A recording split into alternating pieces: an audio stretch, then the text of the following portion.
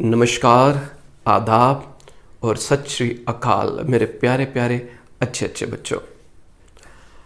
आज हम ledger account start करेंगे।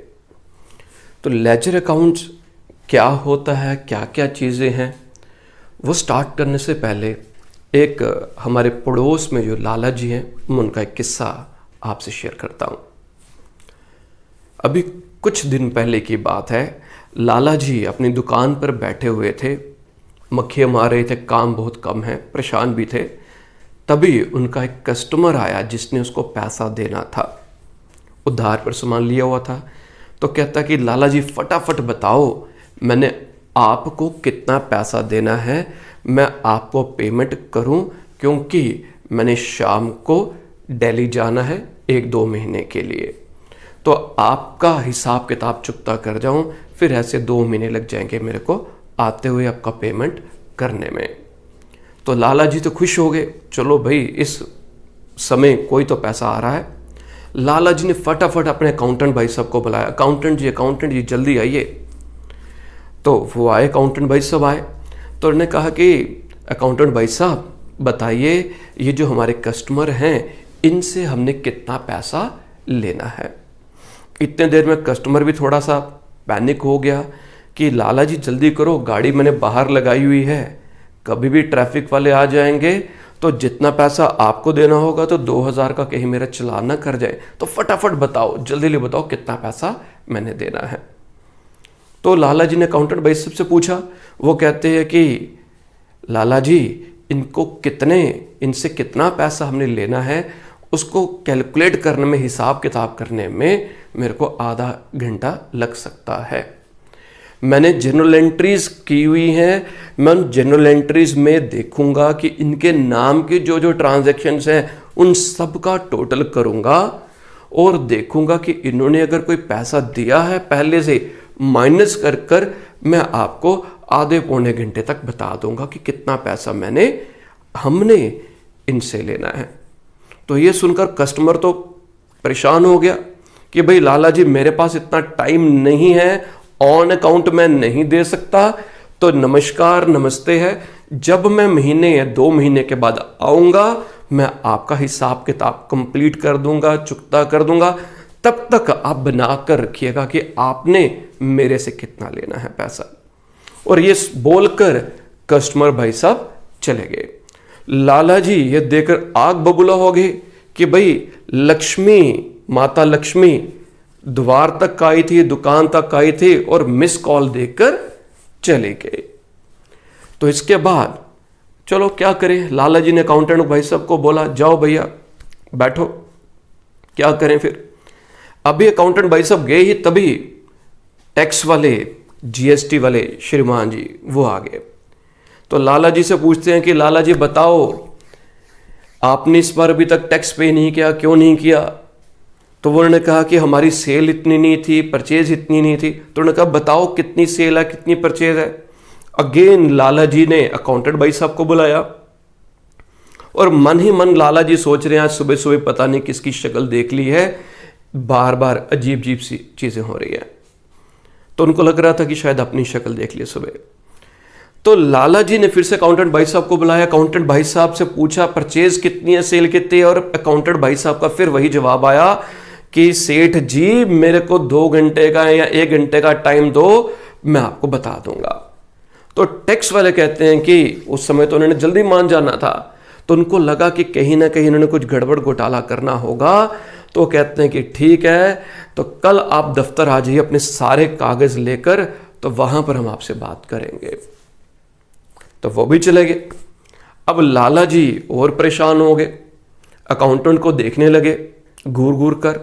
अकाउंटेंट मेरी तरह था, जिसे ज्यादा कुछ आता नहीं था। तो लाला जी ने फिर फोन मिलाया अपने किसी मित्र को या किसी सीए को कि भाई ये कुछ परिस्थितियां मेरे साथ आज घटित हुई हैं, तो बताओ क्या करो। उन्होंने कहा कि फोन स्पीकर पर रखो और अकाउंटेंट से मेरी बात करवाओ। अकाउंटेंट भाई साहब से पूछा कि श्रीमान जी अकाउंटिंग प्रोसेस पढ़ा है। कहता हाँ जी। क्या था? आइडेंटिफिकेशन आई किया, मेजरमेंट की, जनरल एंट्रीज की, रिकॉर्डिंग की, IMR कर लिया। कहते हैं हाँ जी सर कर लिया। तो क्लासिफाइंग की, लेजर अकाउंट्स बनाए। तो अकाउंटेंट भाई साहब मेरी तरह थे, आता इतना नहीं था, तो उन्होंने कहा कि लेजर अकाउंट्स, ओ तेरी तो वो तो मैं बनाना ही भूल गया, मैंने वो बनाए ही नहीं। तो अकाउंटेंट भाई साहब को ये बोला गया कि लेजर अकाउंट्स बनाओ। लेजर अकाउंट से क्या होगा? लेजर अकाउंट में क्या होगा, हम हर एक कस्टमर के लिए एक या दो पेजेस असाइन कर देते हैं लेजर्स में, और उस अकाउंट में जितने भी ट्रांजैक्शंस एक पर्टिकुलर अकाउंट से रिलेटेड होती हैं, वो ट्रांजैक्शंस, वो एंट्रीज लिखी जाती हैं। मैंने आपको अकाउंटिंग प्रोसेस में भी बताया था क्लासिफाइंग में। क्लासिफाइंग क्या होता है? सिमिलर नेचर की जितनी भी ट्रांजैक्शंस होती हैं, उन सब ट्रांजैक्शंस को हम एक ही अकाउंट के अंडर लिखते हैं। और उसका फायदा क्या होगा हमें कि लाला जी अगर अकाउंटेंट भाई सबसे पूछेंगे बताओ हमने मिस्टर ए से कितना रुपए लेने हैं, तो पेज वो बुक का ओपन करेंगे लेजर का, और उस पेज पर विद इन मिनट्स कैलकुलेट कर या सामने अगर लिखा होगा तो पता चल जाएगा कि हमने किस बंदे से कितना पैसा लेना है या किस सप्लायर को हमने कितना पैसा देना है। हमने जब लेजर अकाउंट्स बनाए होंगे तो कितनी हमारी परचेजेस है आज की तारीख तक, आज के डेट तक कितनी परचेजेस है, अगर हमने प्रॉपर मेंटेन किए हैं, पूरी पोस्टिंग कर दी है, तो हम लेजर अकाउंट्स ओपन कर देख सकते हैं कि इस समय तक हमने कितनी परचेजेस की है, हमने कितनी सेल्स की है, हमारे कितने खर्चे हैं, हमारी कितनी इनकम थी। तो ये सब किसकी वजह से पॉसिबल होगा? अगर हमने लेजर अकाउंट्स बनाए होंगे। तो मैंने जितनी भी चीजें आपको बताई वो क्या आ जाएंगी? Utility, need of ledger. Ledger क्यों बनाई जाती है, होती क्या है, वो बाद में डिस्कस करते हैं। लेजर बनाई क्यों जाती है?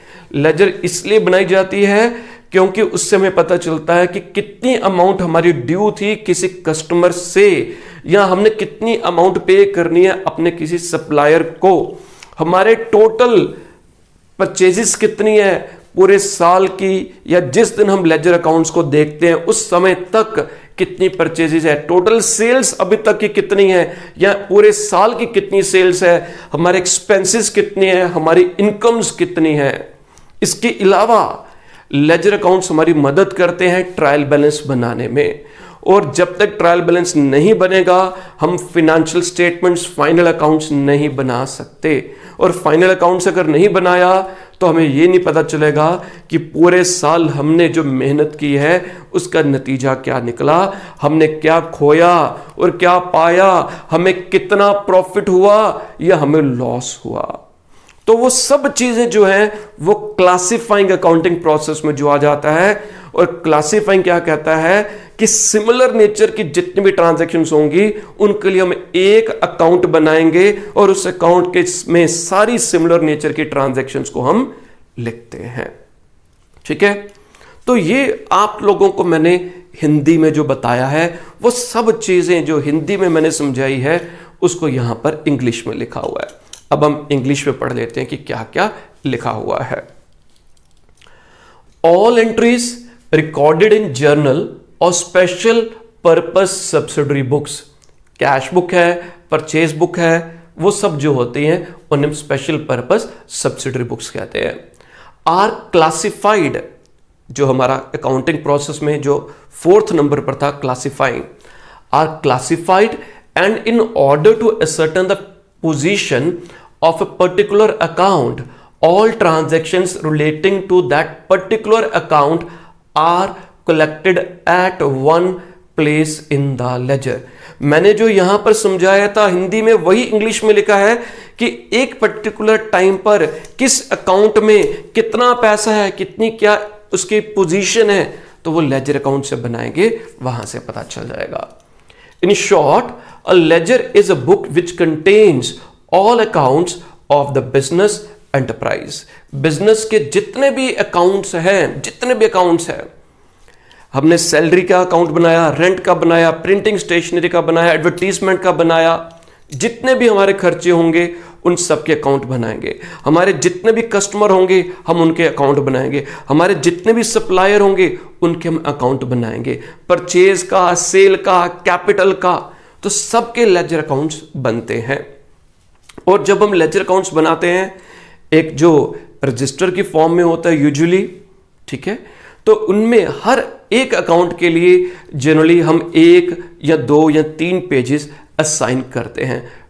कुछ ट्रांजैक्शंस जिनमें ज्यादा अक्ररेंस होती है, जैसे परचेज सेल होंगी, उनके लिए हम ज्यादा पेजेस असाइन कर सकते हैं। और उसको कैसे हम पेज असाइन करेंगे? Depending upon a past performance. हमें पता है कि हमारी परचेजेस ज़्यादा हैं तो हम 10 पेजेस असाइन कर सकते हैं। हमारी सेल्स ज़्यादा है, हम 15 पेजेस असाइन कर सकते हैं सेल्स के लिए, परचेजेस के लिए। Ledger is called the principal book. ये एमसीक्यूज के लिए, शॉर्ट आंसर के लिए, कि लेजर को हम प्रिंसिपल बुक भी कहते हैं, उनके लिए इंपॉर्टेंट है। It is also called the book of final entry. इसे बुक ऑफ फाइनल एंट्री भी कहा जाता है। क्यों कहा जाता है? बिकॉज जो ट्रांजैक्शंस जो सबसे पहले हम किस में एंटर करते हैं, हम सबसे पहले ट्रांजैक्शन जर्नल में या सब्सिडरी बुक्स में, जब हम जर्नल एंट्रीज या ट्रांजैक्शंस रिकॉर्ड करते हैं, वहां से दे आर फाइनली इनकॉर्पोरेटेड या पोस्टेड इन द लेजर। तो वहां से ये लेजर में इनकॉर्पोरेट होता है, पोस्ट होता है। सो दैट इज व्हाई इसे हम principal book as well as book of final entry भी कहते हैं। यूटिलिटी या नीड ऑफ ए लेजर, ये मैंने आपको बेसिक में पहले ही बता दिया था। अब इसके बाद आ जाएगा हमारे पास पोस्टिंग। पोस्टिंग क्या होती है? पोस्टिंग में जो भी हमारी लेजर्स में जो हमने ट्रांजैक्शन, जो हमने जनरल एंट्रीज बनाई होती हैं, उन जनरल एंट्रीज से हम अलग अलग अकाउंट्स में अमाउंट को ट्रांसफर करते हैं। जब इसका हम कोई प्रैक्टिकल क्वेश्चन करेंगे तब आपको और अच्छे ढंग से ये क्लियर होगा कि पोस्टिंग क्या होती है।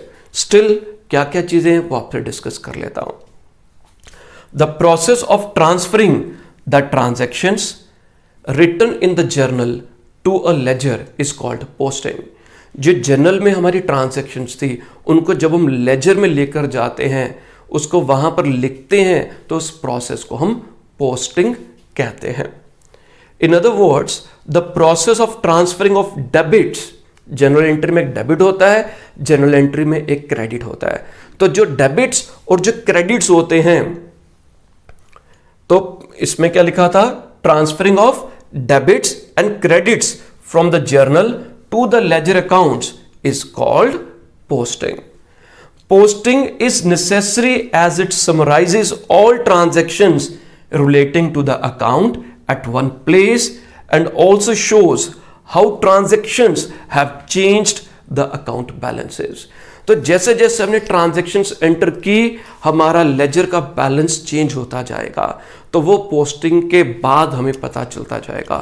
मेरा कस्टमर है, मैंने उससे 10,000 रुपीज लेने हैं, आज मेरे पास आया, मेरे से 3,000 रुपए का और सामान खरीद कर चला गया। तो मैंने जब जनरल एंट्री की, लेजर में पोस्टिंग कर दी, तो मैंने 3,000 और उसमें ऐड कर दिया। तो अब उससे कितना पैसा लेना है? 10,000 पहला, और अब कितने लेने? 3,000 और 3,000 और लेने हैं। तो टोटल कितना अमाउंट आ गया? 13,000।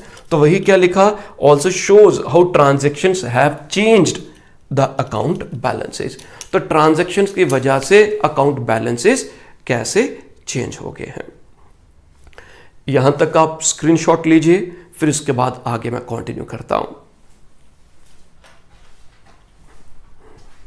Next part is balancing of accounts. ये बहुत इंपॉर्टेंट जो पॉइंट है, अकाउंट्स को बैलेंस कैसे करना होगा। तो बैलेंसिंग में क्या आ जाएगा कि जैसे हमने पोस्टिंग कंप्लीट कर ली, जितनी भी जनरल एंट्रीज थी उनको हमने लेजर अकाउंट्स में हमने पोस्ट कर दिया। उसके बाद हम लेजर में एक डेबिट साइड होती है और एक क्रेडिट साइड होती है, उनको हम बैलेंस करते हैं, क्लोज करते हैं अकाउंट्स को। तो उसमें क्या होता है, हम ये देखते हैं कि सबसे पहले डेबिट साइड ज़्यादा है या क्रेडिट साइड ज़्यादा है। आप लोगों को मैंने कैश बुक में ये ऑलरेडी सिखाया हुआ है कैसे अकाउंट्स को क्लोज करते हैं। तो उसके लिए क्या आ जाएगा कि हम जो साइड बड़ी होगी, अगर डेबिट साइड बड़ी होगी तो उसका टोटल हम क्रेडिट साइड में लिखेंगे और क्रेडिट में से और उसके टोटल में से क्रेडिट की सारी ट्रांजैक्शंस माइनस कर देंगे।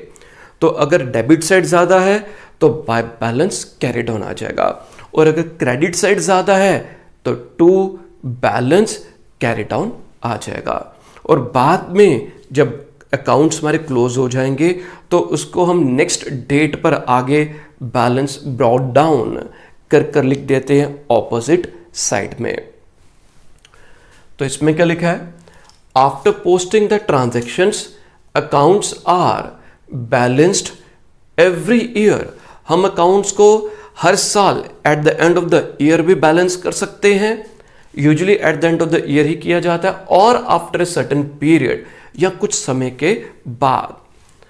Balancing an account means that the two sides of an account are totalled and the difference in total of the two sides is written on the side whose total is smaller.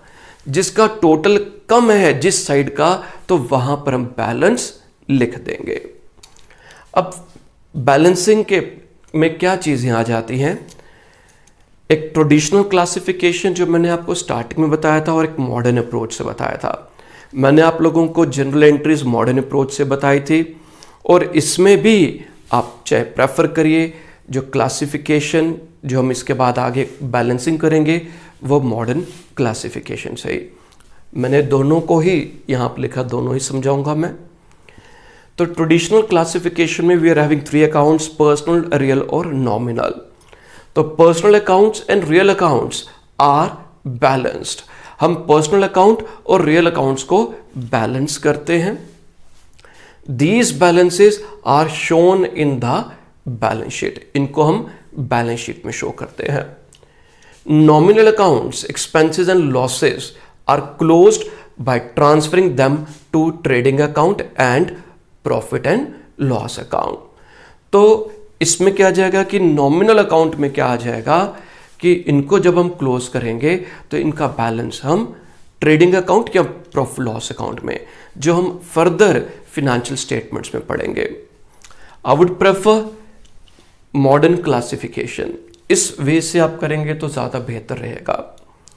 तो modern classification में क्या item सी, clear, सी से capital, L से liability, ई से expenses, ए से assets और are से revenue. तो इसमें asset, liability and capital R balanced. इनको बैलेंस किया जाता है और इनके जो बैलेंसेस हैं उनको हम बैलेंस शीट में शो करते हैं। रेवेन्यू एंड एक्सपेंसेस अकाउंट्स, इनको क्लोज किया जाता है by transferring them to the trading account. कहां पर ट्रांसफर किया जाता है, ट्रेडिंग अकाउंट में या प्रॉफिट लॉस अकाउंट में। इधर एक पॉइंट और मैं ऐड अप करता हूं, जो रियल अकाउंट्स है, रियल अकाउंट्स में कुछ आइटम्स होती हैं जो स्टॉक से रिलेटेड होती हैं, गुड्स से रिलेटेड होती हैं। जो आइटम्स गुड्स से रिलेटेड होती हैं, जैसे परचेजेस है, सेल्स है, परचेज रिटर्न है, सेल रिटर्न है, स्टॉक है, तो उनको हम टेक्निकली उनको हम बैलेंस क्लोज नहीं करते। उसका जो बैलेंस होता है that is transfer to the trading और प्रॉफिट एंड लॉस अकाउंट। तो उनको हम, जैसे बाकी और चीजें होंगी, हम उनको जैसे नॉमिनल अकाउंट में आया कि उनके बैलेंस को हम ट्रेडिंग या प्रॉफिट लॉस में लेते हैं। जब हम क्वेश्चन करेंगे तो वहां पर ट्रायल बैलेंस बनाने के लिए, क्योंकि हमें ट्रायल बैलेंस मुझे आपको सिखाना है, तो मैं इन अकाउंट्स को क्लोज करूंगा सिखाने के लिए। ठीक है जी, स्क्रीनशॉट ले लीजिए इसका भी आप।